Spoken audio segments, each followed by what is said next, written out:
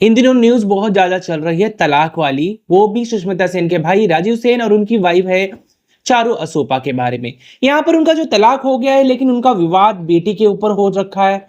यहाँ पर बहुत सारे इल्जाम लगाए जा रहे हैं राजीव सेन के द्वारा कि वो किस हिसाब की महिला है, और चारू असोपा के द्वारा उनके ऊपर इल्जाम लगाए जा रहे हैं। कहीं ना कहीं लोग जो है उंगली उठा रहे सुष्मिता सेन के ऊपर। तो दोस्तों हम यही जानेंगे कि आखिर माजरा क्या है, कौन गलत है कौन सही है, क्या इसके अंदर सुष्मिता सेन का कहीं हाथ है।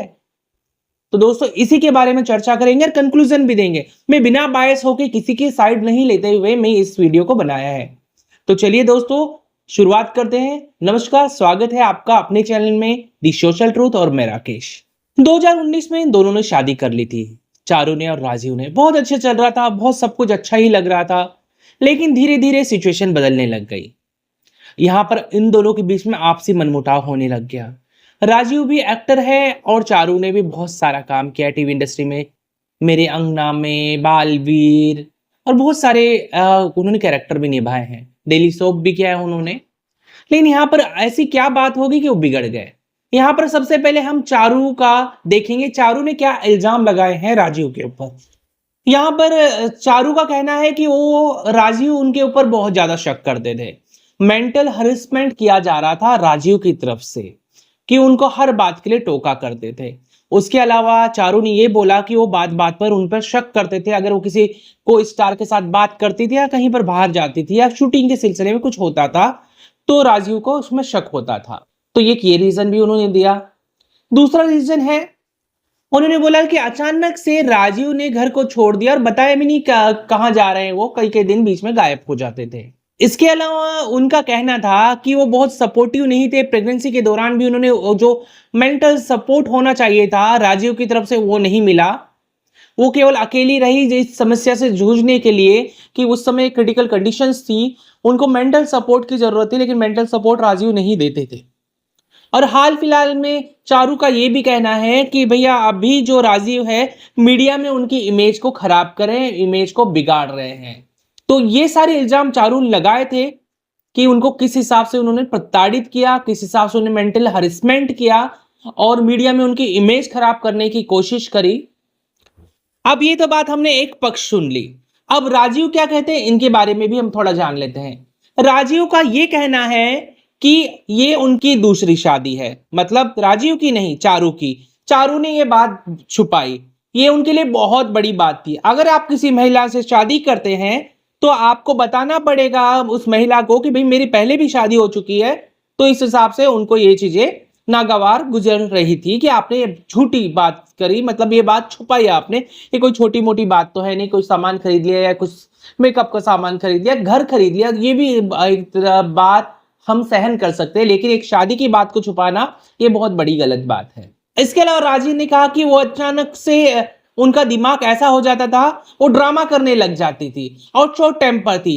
कब कौन सी बात पर चारू को गुस्सा आ जाए वो पता नहीं चलता था। अचानक से वो एकदम से स्वीट सा बिहेव करने लग जाती है लोगों के सामने, और फिर बाद में वो अचानक से ही अगर अकेले में रहते तो शॉर्ट टेम्पर हो जाती थी। और एक और आपने देखा होगा पर्सनल वीडियोस को उन्होंने सोशल मीडिया पर डालती थी। तो ये भी राजीव को खटकता था कि हमारे निजी क्षण है, निजी पल है, उनको आप सोशल मीडिया पर क्यों डालते हो।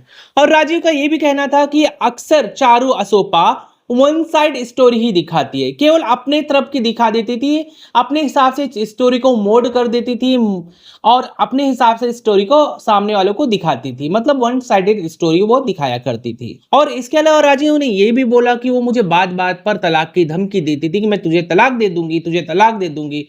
इस हिसाब से भी राजीव बहुत ज्यादा प्रताड़ित हो रहे थे उनसे।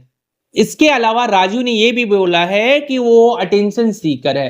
हर कोई छोटी सी बात होती मीडिया में जाकर बता देती कि भाई ऐसा है, ये इसने ऐसा मुझे बोला, बातों को बढ़ा चढ़ाकर, मतलब अटेंशन सीकर बोला उन्होंने सीधे सीधे। उनको कैसे भी करके अटेंशन चाहिए, पब्लिसिटी चाहिए, पॉपुलैरिटी चाहिए, भले ही वो अच्छे वे में हो या बुरे वे में हो। दोस्तों ये चीजें हमने देखी, दोनों ने एक दूसरे को इल्जाम लगाए। थोड़ा सा हम इनके बारे में कंक्लूजन कर लेते हैं।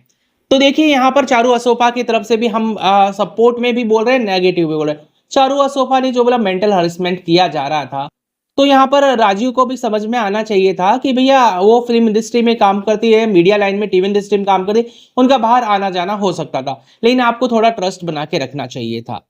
ठीक है। उसके अलावा एक और बात उन्होंने बोली थी कि उन्हें प्रेगनेंसी के दौरान उनको स्पेशल केयर और मेंटल सपोर्ट चाहिए था, वो उन्होंने नहीं दिया। शायद वो उस समय वो बिजी थे, लेकिन यहाँ पर उनको प्रॉपर टाइम देना चाहिए था। जैसा कि चारू ने बोला कि हाँ, उनको प्रॉपर टाइम नहीं दिया गया। और यहाँ पर अब चारू बोल रही है कि मीडिया में आकर उनकी इमेज को बिगाड़ रहे हैं। तो यहाँ पर अभी मैं बिना बायस होकर चीजें बोलूंगा, ये चीजें थी। सबसे पहले चारू मैडम के लिए है, आप अपना यूट्यूब चैनल चलाते हो और आप अपने निजी क्षणों को अगर यूट्यूब पर दिखाते हो, क्या खा रहे हैं, कहाँ पी रहे हैं, क्या कर रहे हैं, आदमी की पर्सनल लाइफ रह नहीं जाती है। ठीक है, ये तो बिल्कुल गलत है। अगर राजीव ने ये कहा कि आपकी पहले शादी हो चुकी थी और उनको बाद में पता चला, तो यहाँ पर बहुत गलत बात है, आपको बता देना चाहिए था। लेकिन यहाँ पर चारू असोपा ने इस बात को डिनाई किया कि नहीं, मेरी पहली शादी नहीं। अगर ये बात अगर राजीव कह रहा है तो आप उस समय लीगल एक्शन ले सकती हो अपने पति, एक्स पति के खिलाफ। अगर आप सही हो तो आपको लेना चाहिए कि मेरा कैरेक्टर के बारे में बहुत बड़ी बात, ये छोटी सी बात नहीं है। पहली शादी करी है, कोई पहले आपने कोई शादी नहीं करी थी, इस बात के लिए एक बहुत बड़ा मुद्दा बनता है। और यही बात राजीव बोलता है, इसने पहले शादी करी थी। वो डंके की चोट पर बोल रहा है। कोई भी आदमी इतना पागल तो होगा नहीं कि वो बोलेगा भाई इसकी शादी पहले हुई थी, क्योंकि उसको पता है कानून के हाथ कितने लंबे, गर्दन पकड़ ही लेते हैं। और एक बात है, जो वन साइडेड स्टोरी की बात चल रही थी, चारू हमेशा अपनी वन साइडेड स्टोरी बता रही थी कि भैया मेरा तो ये चल रहा है, मेरा वो चल रहा है। तो यहाँ पर कहीं ना कहीं आप डिफेम कर रही थी, मतलब आप यहाँ पर दिखा रहे हो कि भैया राजीव बहुत गलत इंसान है। कभी भी अगर तलाक हो गया तो राजीनामे से अलग रहिए ना। आप मीडिया में आकर बोल रहे हो, फिर वो आकर बोल रहा है, आप उनके खिलाफ कुछ बोलती हो, वो कुछ बोल रहा है। मतलब इस तरह से तो नहीं चलता। आप दोनों के बीच में एक बेटी भी है, कम से कम उस बेटी का ध्यान रखिए। अगर आप एक दूसरे पर कीचड़ उछालते तो दोनों का तो कुछ बिगड़ेगा नहीं, लेकिन बेटी के मानसिक संतुलन पर बिगड़ जाएगा। अभी वो जो सोशल मीडिया पर आकर कपड़े का सेल कर रही है, जो कि 1200-1500 रुपए है, कपड़ों के सेल में इतनी ज्यादा मार्जिन होता नहीं है। कि उन लोगों से पूछो जो कि मीशो पे या फिर अन्य प्लेटफॉर्म पर कपड़े सेल करते हैं, ठीक है, उनको मार्जिन बहुत कम मिलता है। और क्यों मार्जिन उनका घट जाता है? क्योंकि कई बार ना कस्टमर होते हैं, प्रोडक्ट को वापस दे देते हैं। तो जो भी बेचने वाले होते हैं, सप्लायर्स होते हैं जो बेच रहे हैं, तो उनके पास ना जो चार्जिंग होती है, मतलब जो पे करना होता है डिलीवरी चार्ज, उनके खाते में जुड़ जाता है। इस हिसाब से नुकसान भी बहुत होता है।